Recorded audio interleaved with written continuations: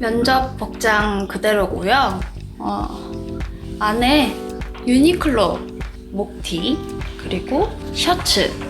좀 컬러가 있는 걸 선택한 이유는 그 브랜드 자체가 좀 컬러에 굉장히 민감하더라고요. 그래서 무난한 색깔보다는 조금 튀는 색이 좋겠다라는 생각에 옐로우 그리고 셔츠. 근데 셔츠에도 약간 갈색 스트라이프가 섞여 있어서 이 옐로우와 막 이질적이거나 그러지 않아서 이렇게 선택해 보았습니다. 그리고 화장은 아무래도 화장품 회사다 보니까 좀 힘줬어요. 눈썹도 이렇게 잘 그려줬고요. 그리고 눈에 섀도우 보이시죠? 섀도우 해주고 마스카라 위아래 이렇게 다 했고요. 볼터치 보이시려나? 볼터치는 립스틱 살짝 찍어가지고 이렇게 톡톡톡톡 해줬고요. 입술도 좀 약간 도톰해 보이게. 머리를 묶을까 말까 엄청 고민되더라고요. 지금 머리가 애매해서 고민하다가 그냥 풀고 갔어요. 모르겠어요. 그리고 아래는 이게 검정 슬랙스예요. 잠깐만. 이게 딱 발목까지 딱 예쁘게 떨어지거든요. 그리고 신발은 이거 신었어요. 이거. 그냥 이렇게. 어떤가요? 너무 대충 같나? 안녕하세요. 디자이너 뺨입니다. 제가 요즘 취업 준비 중이잖아요. 오늘 면접을 보고 왔어요. 지금 면접 복장 그대로예요. 디자이너는 아무래도 면접 복장에 대한 고민이 좀 많은 편이에요. 왜냐면 패션 업계처럼 옷을 입고 가는 거에 따라서 저 사람은 좀 센스가 있다, 없다 그런 거를 간접적으로 굳이 막 옷을 평가하지는 않겠지만 그래도 디자이너라면 옷에 개성을 조금 넣어야 된다고 생각을 하거든요. 패션 업계처럼 디자이너 면접 보러 갔는데 막 완전 정장, 까만 정장에 흰색 셔츠 입고 막 이렇게 치마 막 H라인 치마에 막 구두에 막 이렇게 신고 막 머리 이렇게 묶고 막 그런 식으로 가면 오히려 면접관 입장에서는 부담스럽겠죠.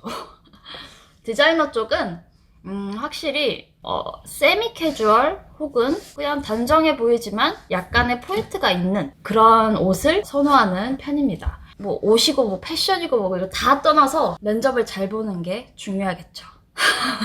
제가 오늘 면접을 보고 와서 좀 많은 걸 느꼈어요. 그래서 영상으로 이 디자이너 면접에 관한 정보를 좀 공유해드리면 좋을 것 같다라는 생각을 했어요. 제가 오늘 면접을 본 곳에서 합격을 할지 불합격을 할지 그건 잘 모르겠어요.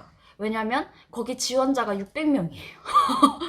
그래도 600명 중에 서류 합격, 그러니까 뭐 이력서, 자기소개서, 포트폴리오 이 서류 전형은 제가 통과를 했다는 거죠. 그것만으로도 정말 기분이 좋습니다. 근데 제가 면접을 잘 보고 온 건지 못 보고 온 건지 그건 잘 모르겠어요.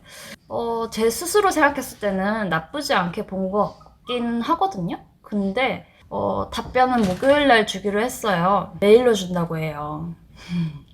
합격이든 불합격이든 메일로 알려준다고 하더라고요. 그래서 좀 긴장이 됩니다. 그럼 오늘 제가 면접 때 면접을 보기 위해서 어떤 걸 준비했는지 그리고 실제 면접에서 어떤 걸 물어봤는지 그걸 정리해서 알려드리도록 하겠습니다. 면접은 강남으로 보러 갔거든요. 그래서 면접이 저녁 때 잡혔는데 원래 7시까지 근무하는 곳이에요. 아침 10시부터 7시까지 근무이다 보니까 제가 면접이 잡힌 시간은 6시 15분이었어요. 그래서 아침에 눈 뜨자마자 엄청나게 생각을 했죠. 오늘 가면 뭘 물어볼래나. 이런 질문하면 이렇게 대답해야지. 저런 질문하면 저렇게 대답해야지. 막 생각을 하는데 너무 긴장이 돼서 그게 하나도 정리가 안 되는 거예요. 근데 왜 긴장이 되나 생각해봤더니 제가 원래 면접 볼 때 긴장 안 하거든요. 그냥 가서 편안하게 얘기하면 되지 뭐. 그냥 소개팅 한다 생각하지 뭐. 하면서 가서 그냥 편안하게 얘기하고 솔직하게 얘기하고 이래요 저래요 이렇게 쿨하게 얘기하고 그렇게 해왔었어요 이때까지. 그러고서 항상 거의 대부분 붙었어요. 근데 이번 면접은 왜 이렇게 떨리는지 모르겠어요. 너무 떨리는 거예요. 그래서 왜 그런가 생각해봤더니 제가 화장품 업계에서 디자인 일을 하는 게 소원이라고 해야 되나 목표라고 해야 되나 그렇게 화장품 업계에서 일하고 싶었어요. 그러다 보니까 너무 막 취업이 됐으면 좋겠다라는 생각이 드니까 더 떨리는 것 같더라고요. 그래도 그 와중에 자기소개는 준비해 가야겠다라는 생각에 막 쓰기도 하고 쓰다가 내가 요즘 펜을 잘 안 잡으니까 글씨를 왜 이렇게 못 쓰는지 그리고 글씨 써지는 그 속도가 예전에 타자로 다다다다다 썼던 게 글씨를 쓰니까 너무 느린 거예요. 그래서 너무 답답해가지고 그냥 머릿속으로 이 말하고 그 다음에 이 말하고 이 말하고 이렇게 순서를 좀 정하고 스토리라인을 좀 정해서 가야겠다 해서 생각을 했었죠. 면접을 준비할 때 어떤 걸 예상하면 좋을지를 4가지를 뽑았어요. 첫 번째로 그냥 자기소개. 가면 의뢰 자기소개 한번 해주세요 이렇게 얘기를 해요. 그리고 두 번째 자기소개서랑 포트폴리오를 제출을 했을 거 아니에요. 그거의 내용을 기반으로 질문을 할 거예요. 그리고 세 번째, 디자인 업무에 좀 특이한 상황, 좀 특이 상황이 발생했을 때 어떻게 대처할 것인지 그거에 대해서 물어보는 경우가 많더라고요. 그리고 네 번째, 궁금한 사항 있나요? 이렇게 물어봅니다. 그리고 면접이 종료됩니다.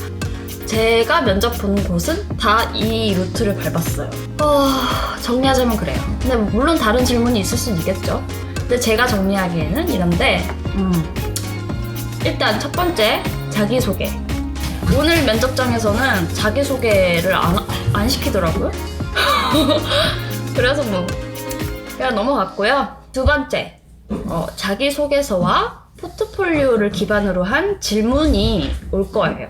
오늘 제가 간 면접장의 면접관님은 제게 이런 질문을 했어요. 포트폴리오를 이렇게 틀어놓고 이렇게 보시면서 포트폴리오의 기여도가 얼마나 되냐, 이 작품에서 어느 부분을 했냐 이런 걸 물어보더라고요. 근데 저는 100%한 것만 올렸거든요. 그래서 여기에 있는 모든 것들이 팀 작업이 아닌 100% 저 혼자 진행한 작품입니다 라고 설명을 해드렸고요. 그랬더니 이런 부분은 어떻게 하냐 저런 부분은 어떻게 하냐 물어보더라고요. 이런 부분의 내용은 A4에 이렇게 다른 분이 전문가 분이 이렇게 써주셨다. 그러면은 나는 그거를 타이핑을 하되 그 앞에 마크 같은 거 이런 거 디자인 해가지고 마크와 글이 같이 있게끔 이렇게 디자인을 했다 이렇게 설명을 했고요. 그리고 이런 작품 기획은 어떻게 했냐 이렇게 물어보길래 솔직하게 작품 기획 같은 경우는 회사에서 다 같이 모여서 우리 이제 신제품 이걸 낼 건데 어떤 컨셉으로 가는 게 좋겠냐 아이디어를 내봐라 해서 이제 여기저기 아이디어를 총집합시켜서 거기에서 추려가지고 레트로로 가자 뉴트로로 가자 이렇게 결정을 한 다음에 기획에 맞게끔 제가 디자인 시안을 2-3가지를 내밀어서 거기서 이제 초이스해서 진행을 합니다 라고 설명을 했죠. 그리고 저는 이걸 물어볼 줄 알았어요. 지금 자기소개서 보니까 대학교 중퇴를 했는데 이거에 대한 이유 물어볼 것 같고 또 후회는 안 하냐 이런 거 물어볼 줄 알았어요. 근데 안 물어보더라고요.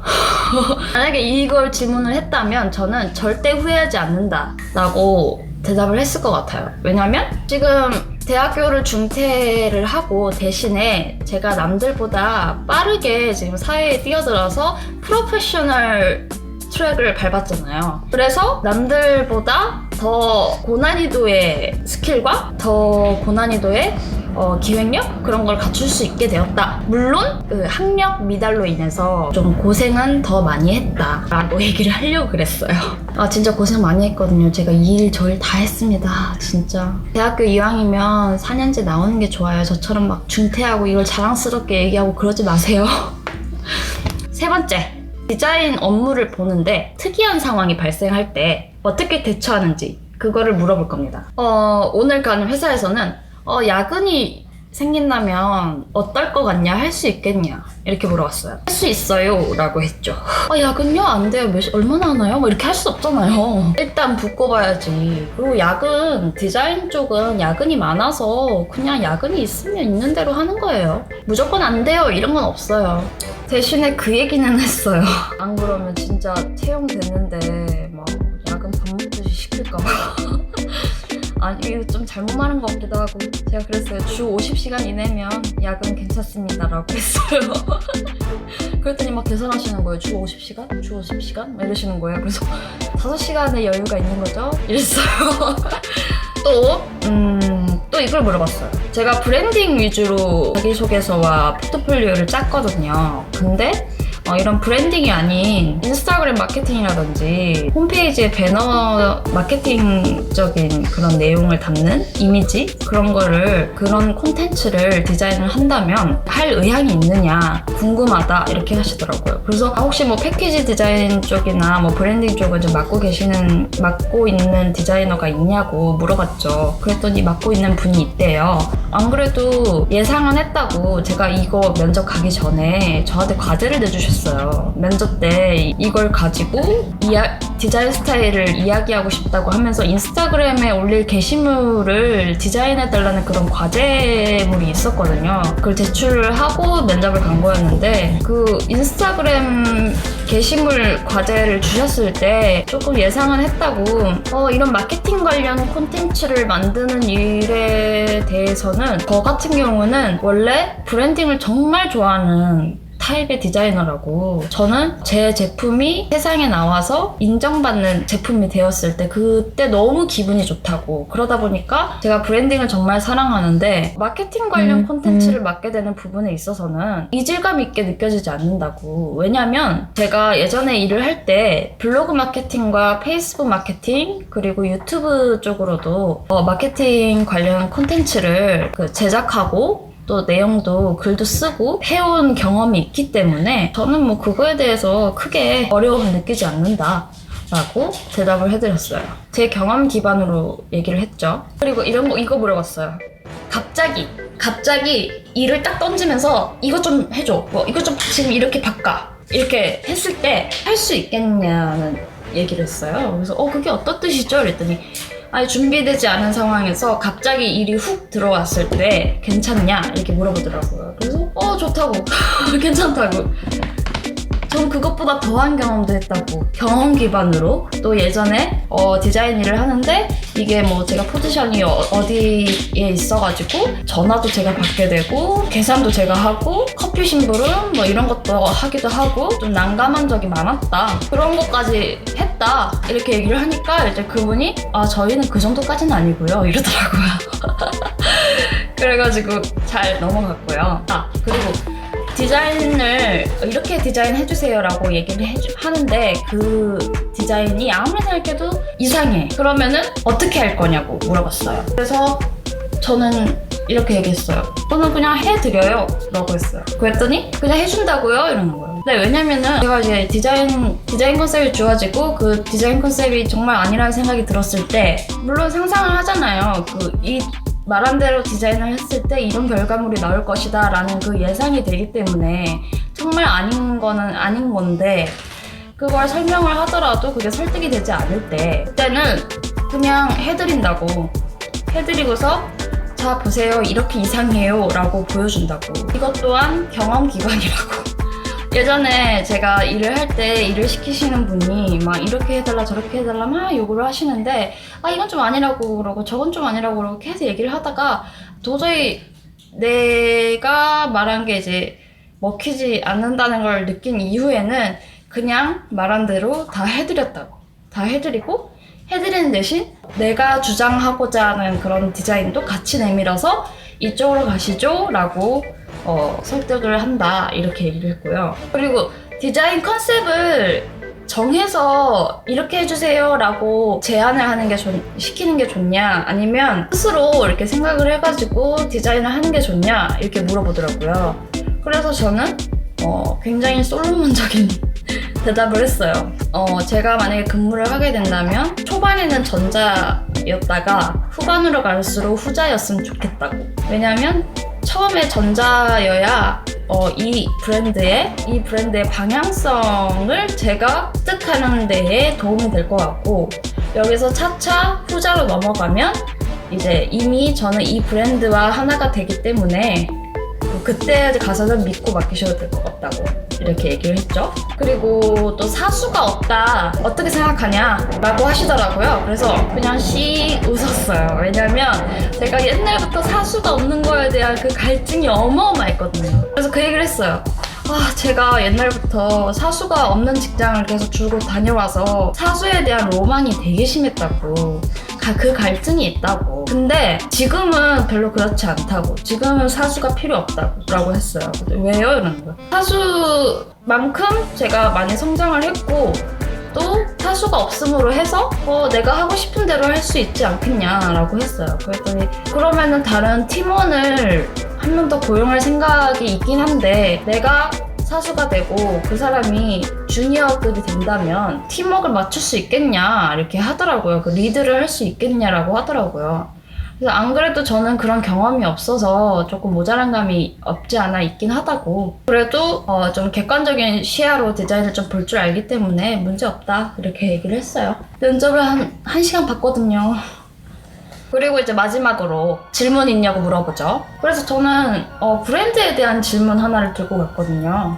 또 질문 있냐 하길래 한 가지 더 얘기해야 되긴 할 것 같은데 뭐하지 하면서 막 이렇게 망설이다가 그냥 앞에 컴퓨터 이렇게 보이길래 제 포트폴리오에 대해서는 어떻게 생각하세요? 좀 피드백 좀 주세요 라고 했어요. 평가 좀 해주세요 이랬어요. 좋다고 하시더라고요. 좀 처음에 좀 당황하시면서 좀 특이하시네요 하면서 저한테 지원자가 굉장히 많은데 나를 부른 이유는 내가 정말 궁금했다, 어떤 사람인지 궁금했다 라고 하시더라고요. 뭐 칭찬이겠죠? 칭찬이었으면 좋겠다. 호주야, 칭찬일까?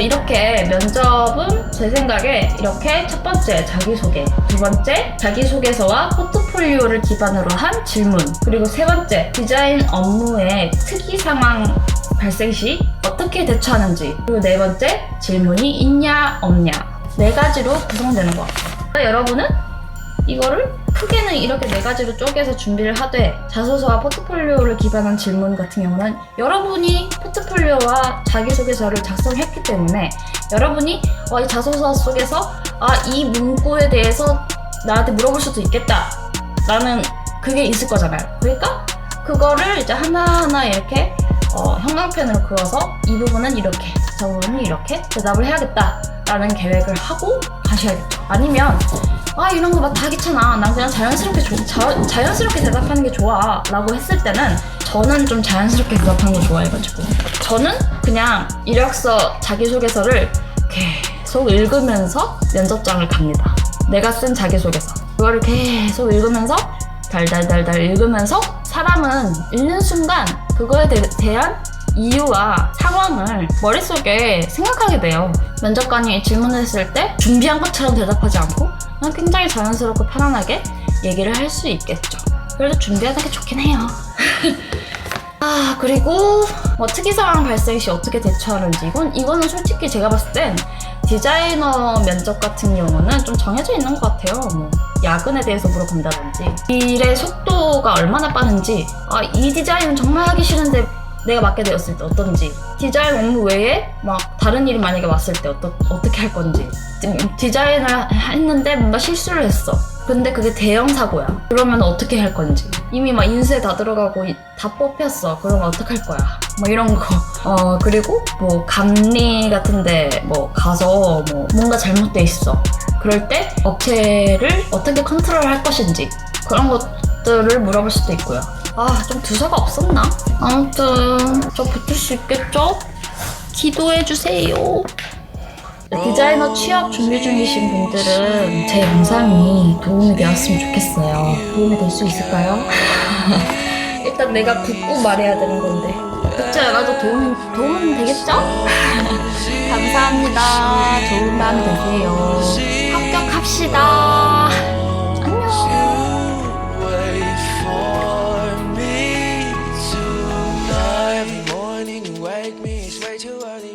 하피 취업 축하 파티. 이것은 패밀리 사이즈.